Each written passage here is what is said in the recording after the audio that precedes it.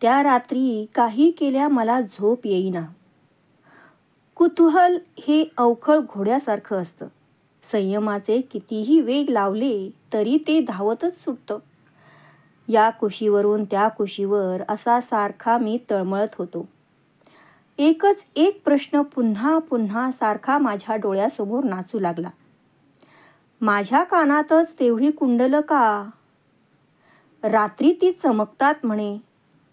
कशी चमकतात ती? का चमकतात? तसाच ताडकन उठून अंथरुणावर बसलो.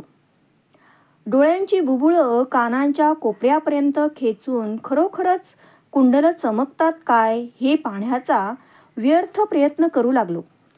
काही केल्या कान डोळ्यांच्या कक्षेत येईनात. अस्वस्थ झालो. आपले कान आपणाला कसे दिसतील याचा बराच वेळ विचार केला. मला काहीच सुचेना. क्षणभर वाटलं शोणाला उठवावं आणि माझी कुंडलं चमकतात काय ते पहा असं त्याला विचारावं. पण आईच्या कुशीत तो निर्धास्तपणे झोपला होता. त्याला उठविलं असतं तर आईही जागी झाली असती. बाबा तर हस्तिनापुरात होते. काय करावं हे सुचेनास. इतक्यात मला बाबांचे शब्द आठवले. गंगामाताच तुला त्याचं कधीतरी उत्तर देईल. मी हळूच अंथरुणावरून उठलो. अलगद पर्णकुटीचं दार उघडलं आणि गंगामातेच्या रोखानं चालू लागलो. आकाश पांढऱ्या शुभ्र लुकलुकणाऱ्या तारकांनी नुसतं खचाखच भरून गेलं होतं. शोण म्हणाला होता, तुझी कुंडलं चांदण्यांसारखी चमकतात. म्हणून मधून मधून चांदण्या कशा चमकतात ते निरखून पाहू लागलो. पण तेवढ्यानं काही माझं समाधान होईना. रात्रीच्या किड्यांची किरकिर सतत चालू होती. सगळं चंपानगर मंदिराच्या गाभाऱ्यासारखं निचळ शांत होतं. चुकूनच कोणाच्या तरी अश्वशाळेतील घोड्यांची फुरफुर काय ती ऐकू येत होती. तारकांच्या अंधुक नि अस्पष्ट प्रकाशात समोरचा मार्ग अस्पष्ट दिसत होता. मी झपाझप पावलं उचलीत चालू लागलो. मधूनच थंडगार वायूच्या लहरी अंगावर आदळत होत्या. उत्तरीय पांघरायलाही मी विसरलो होतो. बराच वेळ चालल्यानंतर गंगा काठावर आलो. दिवसा चैतन्यानं उफाळणारं ते पात्र रात्री मात्र अतिशय गंभीर आणि शांत वाटत होतं. दिवसा आकाशाला भिडलेलं दिसणारं ते विशाल पात्र अंधाराच्या साम्राज्यात पार मिसळून गेलं होतं. केवळ किनाऱ्यावरच्या खडकांवर नि वाळूवर आदळणाऱ्या अविरत लाटांची लपलप तेवढी ऐकू येऊ लागली. त्या आवाजानं तिथल्या शांततेला फारच गंभीरता आणली होती. मी तसाच उभा राहून त्या शांततेचा कानोसा घेऊ लागलो. क्षणभर आपण इथं काहीतरी विचारायला आलो आहोत हेही मी पार विसरून गेलो. विचारांच्या तंद्रीत तसाच गंगामातेच्या पात्रात उतरलो. आकाशातील तारकांचं स्वच्छ प्रतिबिंब त्या संथ पात्रात पडलं होतं. त्यांतील 2 तारकांचं प्रतिबिंब हिंदळत लांबट होई. ओंझळीत पाणी घेण्यासाठी म्हणून खाली वाकलो. त्या 2 तारका जास्तच चमचमू लागल्या. मी माझं तोंड पाण्याच्या अगदी जवळ नेलं. त्या 2 तारका म्हणजे माझ्या कानांतील 2 कुंडलच होती. खालच्या गंगेच्या पाण्याच्या दर्पणात ती मंदपण चमकत होती. मधूनच लाटेबरोबर लांबट आकार घेत होती. मी माझा चेहरा पाण्यात एकटक निरखू लागलो. ती 2 कुंडलं निळसर प्रकाशाची एक लग वलय फेकीत होती. ते माझ्या चेहऱ्याचं अस्पष्ट स्वरूप होतं. माझी कुंडलं रात्री चमकतात हे रहस्य गंगामातेनं मला सांगितलं. पण चमकणारी कुंडलं मला एकट्यालाच का मिळाली होती? कोण आहे मी? तसाच पाण्यात उभा होतो. माझ्या मनातील एक शंका दूर झालेली होती. पण दुसरी तशीच होती. का मिळालीत मला ही चमकदार कुंडलं? 3-4 घटका तसाच पाण्यात उभा होतो. पहाटे कोणीतरी काठावरच्या मंदिरातील घंटा वाजवली.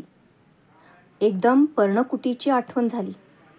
मी नाही हे पाहून आई घाबरून गेली असेल. लवकर परतावं म्हणून समोर पाहिलं.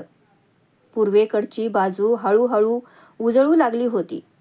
अंधाराच्या साम्राज्यात विरलेलं गंगामातेचं पात्र पुन्हा निळ्याभोर आकाशाच्या हातात हात घालून उभं होतं. पहिल्याच पर्जन्याच्या सरीनंतर एखादा पिवळसर कोंब धरतीमातेच्या कुशीतून हळूच बाहेर डोकावू लागावा तसे दूरवर सूर्यदेव गंगामातेच्या उदरातून वर येत होते. मी त्यांच्याकडं पाहिलं. माझं मन शांत झालं होतं. नकळत ओंझळभर पाणी घेतलं. डोळे मिटून त्या पाण्याचं अर्ध्य हळुवारपणं मी सूर्यदेवांना दिलं आणि परतलो. रात्री अस्पष्ट दिसणारा मार्ग आता उजळून निघत होता. रात्री मंदिराच्या गाभाऱ्यासारखं शांत वाटणारं चंपानगर आता मंदिराच्या कळसावर फडफडणाऱ्या त्रिकोणी ध्वजासारखं चैतन्यमय वाटत होतं. परत आल्याबरोबर आईनं मला विचारलं, कुठं गेला होतास? ती किती घाबरली होती. गंगामातेच्या काठावर.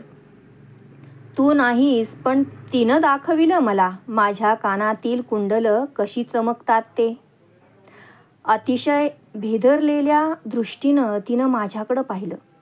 मधून मधून ती माझ्याकडं अशाच विचित्र दृष्टीनं पाहत असे. ती मला आणखी काहीतरी विचारणार होती. ते टाळण्यासाठी म्हणून लागलीच मी बाहेर आलो. आमच्या पर्णकुटीसमोर एक मोठा वटवृक्ष होता. वृक्ष कसला? अनेक रंगांच्या अनेक आवाज काढणाऱ्या पक्ष्यांनी अधिकारानं वसाहत केलेलं ते एक छोटंसं पक्षीनगरच होतं.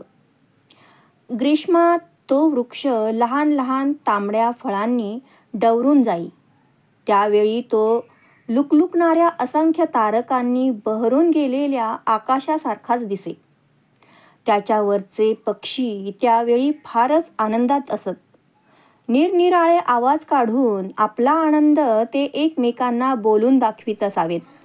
त्यांचा तो किलबिलाट मी स्वतःला विसरून घटकाना घटका कान देऊन ऐकत असे. मला वाटे आपणही या वृक्षासारखं व्हावं. आपल्या अंगावरची सगळी फळं पक्ष्यांनी खावीत. कोणत्याही वृक्षावर न बसणारा सर्वश्रेष्ठ पक्षीराज गरुडसुद्धा माझ्याकडं यावा. सळसळणाऱ्या जिवंत सर्पाशिवाय काही न खाणाऱ्या त्या पक्षीराजानं प्रथम मोठ्या ऐटीनं म्हणावं, छी, असली लिबलिबीत फळं खाण्यासाठी माझा जन्म नाही. मी माझ्या हिरव्यागार पानांचे हात जोडून त्याला वंदन करून म्हणावं, फळं नको खाऊ पक्षीराज, पण विश्रांतीसाठी तरी जरा थांबशील की नाही.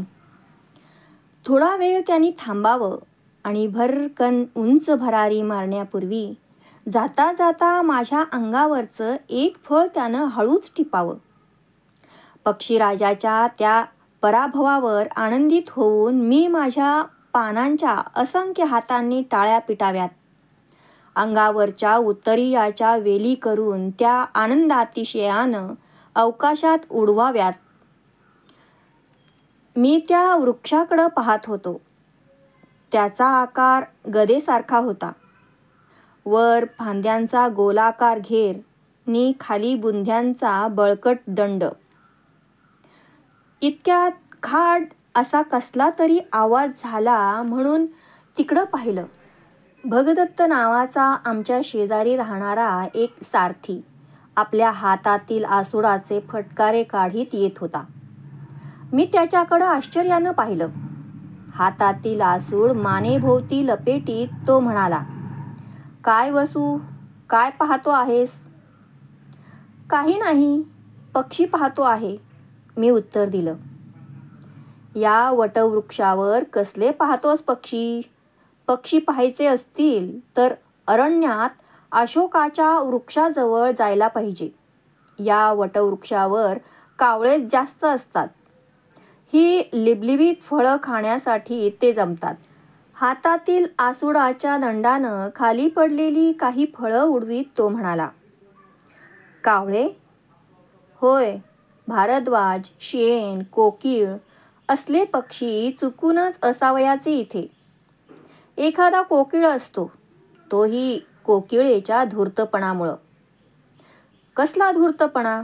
मी त्याला कुतूहलानं विचारलं.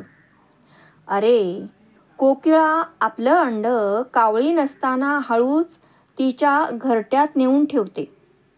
अंड्याचा रंग आणि आकार कावळीच्या अंड्यासारखाच असतो. त्यामुळं कावळीला आपल्या घरट्यात दुसऱ्या कुणाचं तरी अंड असावं याची शंकाच नाही येत. मग कावळी कोकिळेचं अंड उबविते आणि मग सप्तस्वरांत ताना मारून आसवंत भारून टाकणारा एक कोकिळ कावळीच्या घरट्यात आपसूक वाढू लागतो. त्यानं आसूड मानेभोवती लपेटला. कोकिळनी कावळीच्या घरट्यात? मी विचार करू लागलो. कसं शक्य आहे ते? भगदत्ताची कल्पना खोटी नसेल कशावरून. आणि क्षणभर तो म्हणतो ते खरंही मांडलं तरी कुठं बिघडतंय?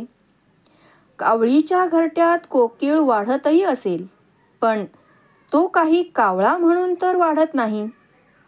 वसंत ऋतूचा योग्य काळ येताच त्याची सप्तस्वरांतील तान इतर पक्ष्यांना गरजून सांगते की मी कोकिळ आहे, मी कोकिळ आहे.